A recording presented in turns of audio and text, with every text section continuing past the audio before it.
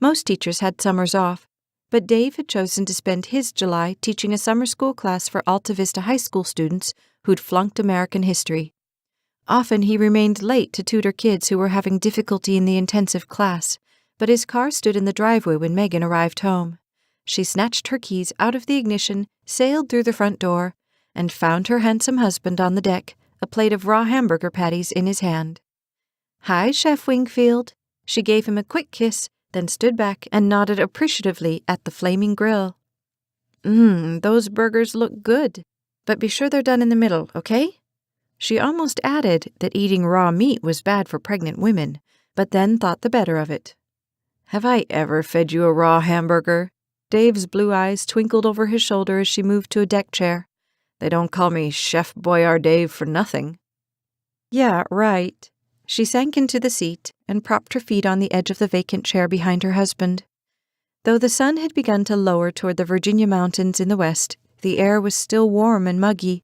She pushed her bangs off her damp forehead and smiled up at him. "Have a good day?" "The kids were fine, no problems."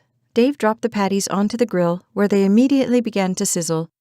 "Dr. Comfort called to talk to me about next year. Seems she's thinking about making it her last year. She wants to retire." Megan stared at him, a tingle of excitement beginning to flow through her veins. Dr. Stella Comfort was Dave's boss at Valley View Elementary School, where he worked during the regular school year. "If she's retiring..." "Yep, she wants me to take her place. She says she'll recommend me to the school board even though I'd be the youngest principal in the county." "That's wonderful news, honey." Megan beamed at him as she fanned her face with her hand. "I always knew you were the best, but this proves it." Dave shrugged. "It means Dr. Comfort likes my work. I'd still have to convince the school board I could handle the job, and there are other assistant principals who'd kill to have that spot." "But you've been at that school 4 years. The teachers know and respect you, and the parents have never had a bad word to say." "All the same, it's up to the school board." Turning, he winked at her. "But thanks for the vote of confidence." "You're welcome." Megan crossed her legs at the ankle, wondering if the fluttering in her stomach was the result of hunger or something else. "I might have some other good news." His brow lifted. "Not another pet, I hope." "No, 2 cats are enough." She looked down at her hands as a sudden feeling of awkwardness overtook her. How many times had they replayed this conversation? "I'm 2 days late." His voice softened. "You've been late before." "Yeah, but today, around lunchtime, I felt really queasy.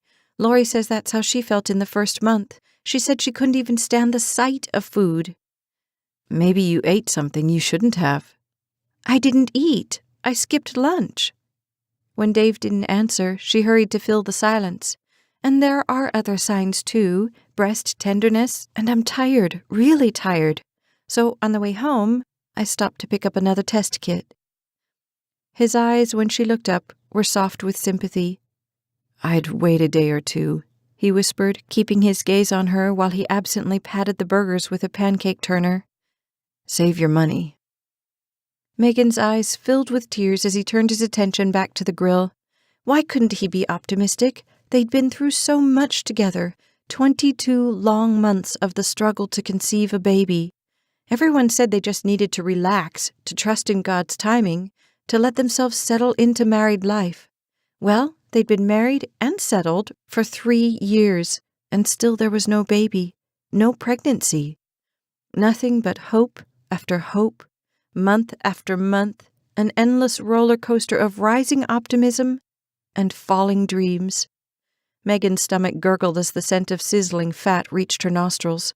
She placed a protective hand over her belly, then pulled herself out of the deep chair.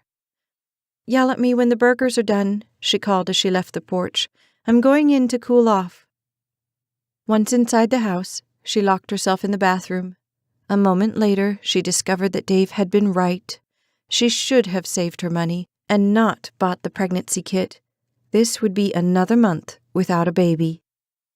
After dashing tears from her eyes, she opened the cupboard beneath the sink and fumbled for the box of tampons. She tried to tell herself it was no big deal, just another minor setback. But her pep talk did nothing to stem the hot tears stinging her eyes.